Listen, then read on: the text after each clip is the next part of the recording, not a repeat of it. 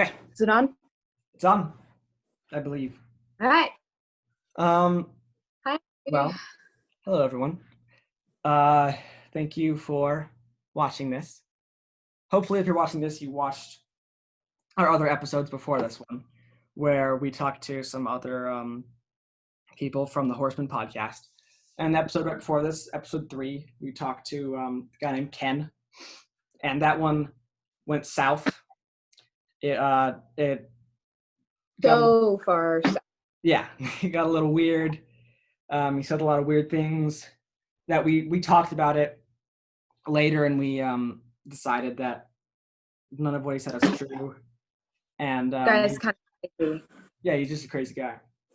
So I don't know why they hired him. For, Horseman, but yeah. But what happened with him, what he said, that wasn't really a big deal. Like, it wasn't true. So I'm sure all of this stuff was just crazy ramblings anyways. Yeah, no, exactly. Another thing, it's a little slow on this part, so it might record a little weird. But I'm sure we can still hear you, so that's perfect. Okay. So yeah, we apologize for all the drama from the last episode. We decided to post it anyways because we thought that it was interesting, and we thought that you guys would still want to see it. And I know yeah, exactly. I know we ended the last episode by saying that we didn't think we were going to continue, but we decided against that because I think you guys are enjoying this, and I know I'm enjoying this, and I'm sure you're enjoying this, Christiana. So yeah. So yeah, we're here and we're continuing, and we're just gonna forget about all the weird stuff that happened last episode. Didn't happen. So Not at all.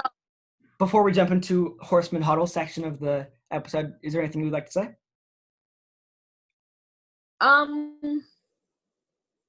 No. Okay. So I want to talk about a little bit before we do the interview. Speaking of the interview, I forgot to say this before. We are going to be interviewing the mysterious David that we talked about in the Sienna episode.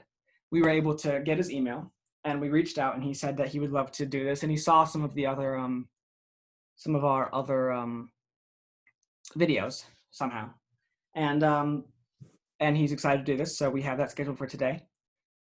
So yeah, that's perfect. But before we go into that, we would like to talk a little bit about the mysterious voice at the beginning and sometimes at the end of the season 1 Horseman episodes, where it goes like, "Welcome to Horseman." You know what I'm talking about? Robot lady. Yeah, exactly. She has a really weird, cool voice. We weren't able to find any contact information for her, anything like that, which is a bummer. Because if we did find it, we would be in an interview with her. But unfortunately, yeah. Not. Anything you want to say about that?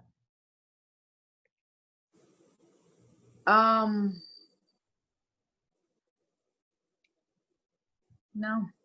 Yeah. Okay. She also, at the beginning, she talks about like different horseman types, and she also talks about the carriers of the pearl a lot. And I thought that was interesting.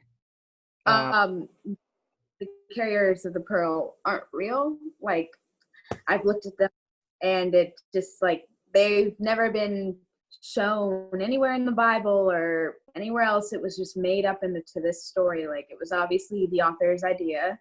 It's not real. Well, all right. I'm glad you did the research on that, because I did not do that. Well, great. I think we are. Yeah, that's great. So yeah, he's in the lobby, so I'm gonna let him in if that's okay. Are we ready to do this? Yeah. Here we go.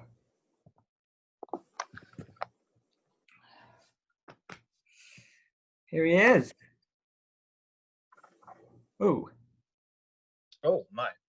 Didn't realize the video was on. All right. Yeah, very dark room. I don't do a lot of Zoom calls. I apologize. No need to apologize. I understand Zoom's a little weird. You No, were? I wasn't going to turn the video on, but I guess this is fine. Sorry for all the cloak and dagger. I just have to be careful with showing my face. No need to be sorry at all. We completely understand. We know that you need to remain anonymous for some reason. But So, yeah, what can I do for you all? we're just really glad that you could do this, and we really appreciate it. We just have a few Absolutely. questions about the creation of Horsemen and about the cast and all of that. If that's all right with you, are you all right with that? Oh, yes, as I said in the email, I'm happy to answer whatever I can. Perfect. So my Okay. first question is about the timeline of Horsemen. Like, do you know where the story came from? Did you write it or did you think of it yourself? Well, I mean, we talked a little bit about that in the email, if you recall, but the what I can say is that the stories came from a rather esoteric place, and how it worked was 25, 26 years ago. I Before I was actually a children's author, I was traveling around and I was in West Texas, and I encountered a very interesting individual who we can call Old Pete, who was a stone worker. He would build walls, and he was actually working on a cemetery that had been destroyed by a tornado.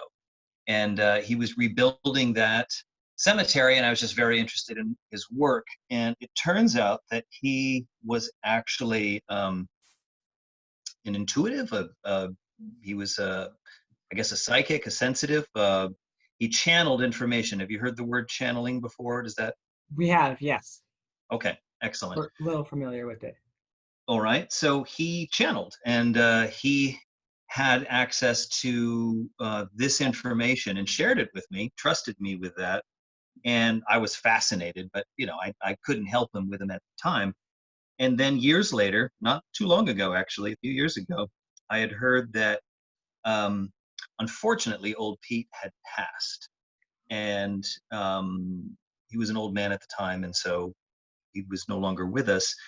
But he had apparently asked that I be given the information that he channeled, and asked that I turn it into stories, which I did. Wow, that's really cool. I did not think that the stories would go that far back. I just assumed that you wrote them, but I guess all the secrecy and everything that doesn't make much sense. Um, Yeah.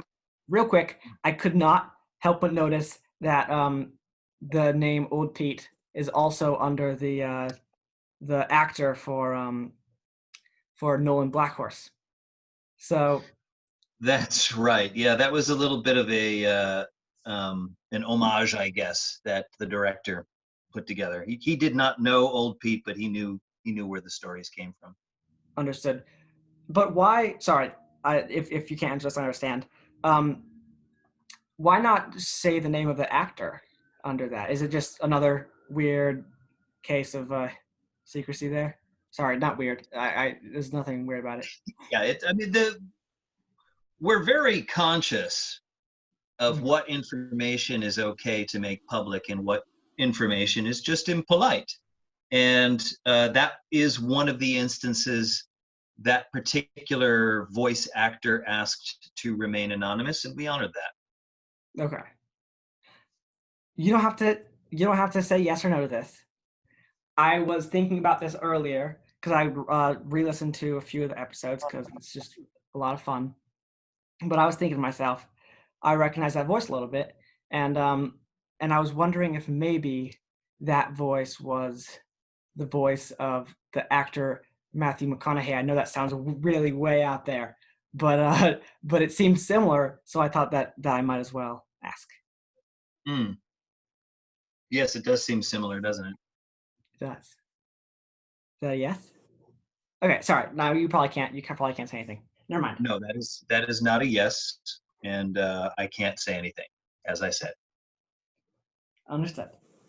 Understood. I understand. Why did you write the stories? Why'd you do that? Why did I write the stories? Yeah, and why did you, I mean, like, why did you do it? Why did you try to hide them afterwards, you know? I don't know that I tried to hide them. I think that they were a part of this podcast. If you're asking why the secrecy from the source of the stories, and well, Yeah. admittedly, there's a fair amount of secrecy with this. And um, let me just say this, Christy. Christy, is that right? Uh, yes. So I'll tell you this. These stories do have a measure of truth to them. They're stories, of course, metaphoric and spoken in a fairy tale kind of language and imagery. But underneath them is a what I would call a mythic truth, an eternal truth. Are you following me, Christy? I'm following. Sorry, I'm not Christy, but So what I can say is that stories like this have been told over and over and over. As long as people have been telling stories, the concepts within this collection of horsemen stories has been told in many different fashions according to the time and according to the location. You know, it embeds itself in the culture of the time and the culture of that particular place. And so I did a fair amount of research when I really wanted to transfer these bits of wisdom that were received from old Pete into stories, and found there's nothing new about these stories.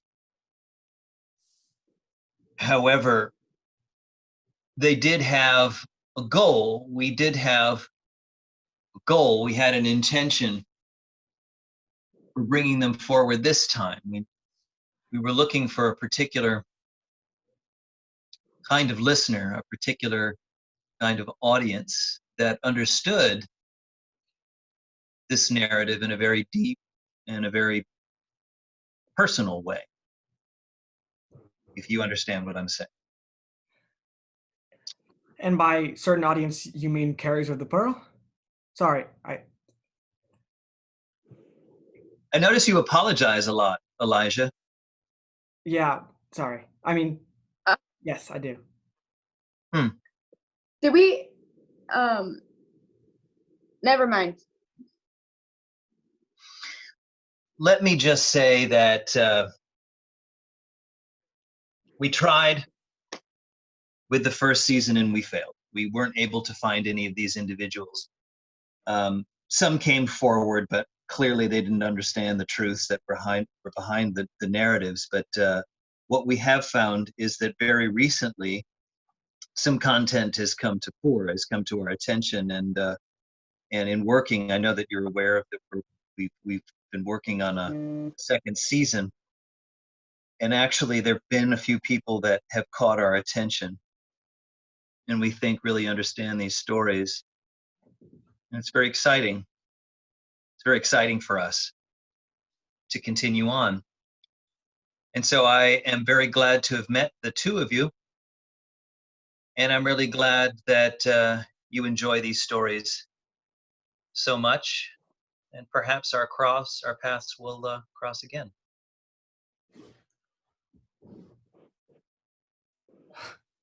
That was weird. That was Um, weird too. You all right? Christy? Are you doing?